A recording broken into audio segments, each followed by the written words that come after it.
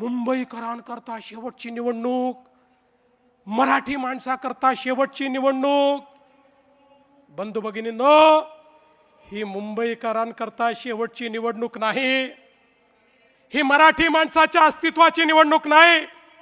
अरे हा मराठी माणूस तो आहे ज्यानं अटके पार झेंडे लावले. छत्रपती शिवाजी महाराजांनी आम्हाला असं सळसळत रक्त दिलाय. आम्ही अन्याय सहन करणारे हे मराठी लोक नाही आहोत. अरे आम्ही तर त्या ठिकाणी पानिपतच्या लढाईमध्ये लढण्याकरता गेलो होतो. ते संकट महाराष्ट्रावर नव्हतं.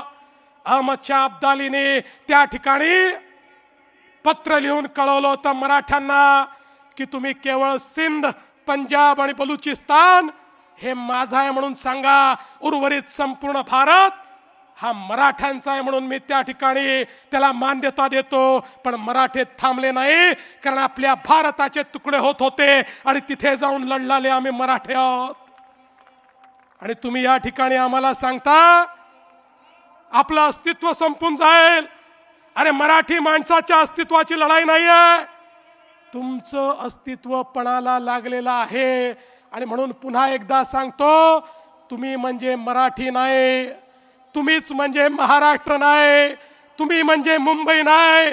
मुंबई म्हणजे ही बसलेली जनता आहे, मराठी म्हणजे ही बसलेली जनता आहे. महाराष्ट्र म्हणजे छत्रपती शिवरायांनी तयार केलेला हा महाराष्ट्र, ज्याला महाराष्ट्र धर्म समजतो तो महाराष्ट्र आहे. त्याच्याकडे कोणी वाकडी नजर करून या ठिकाणी पाहू शकत नाही.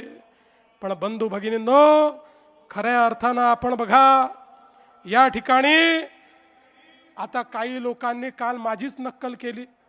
मला मजा येते कोणी माझी नक्कल केली तर, मला आवडतं, मला काय प्रॉब्लेम नाही आहे. पण त्यांना हे समजायला पाहिजे, अरे नक्कल करता करता काकाच्या पक्षाची काय स्थिती झाली. काकाला किमान चांगली नक्कल करता येते, भाषण करता येतं, तुम्हाला तेही करता येत नाही. तुमची काय अवस्था होईल. आणि म्हणून मला असं वाटतं थोडं मागे वळून बघितलं तर यांच्या लक्षात येईल. आणि काय म्हणाले या ठिकाणी, म्हणाले मराठी करता आम्ही एकत्रित आलो, महाराष्ट्र करता एकत्रित आलो, आणि मग हिंदी सक्ती झाली म्हणून आम्ही एकत्रित आलो.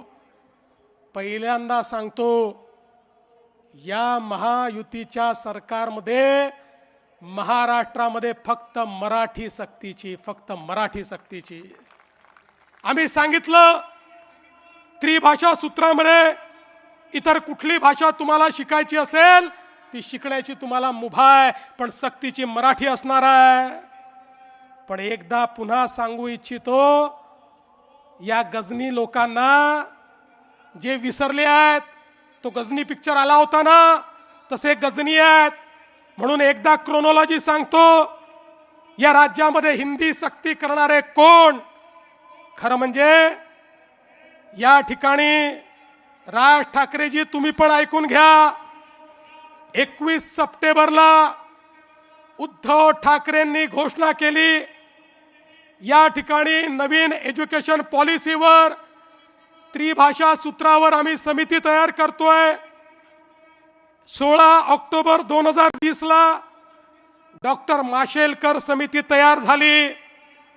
या समितीमध्ये इतर लोकांसोबत उबाठाचे उपनेते, शिवविद्या प्रबोधिनीचे संस्थापक आणि विश्वस्त विजय कदम देखील होते.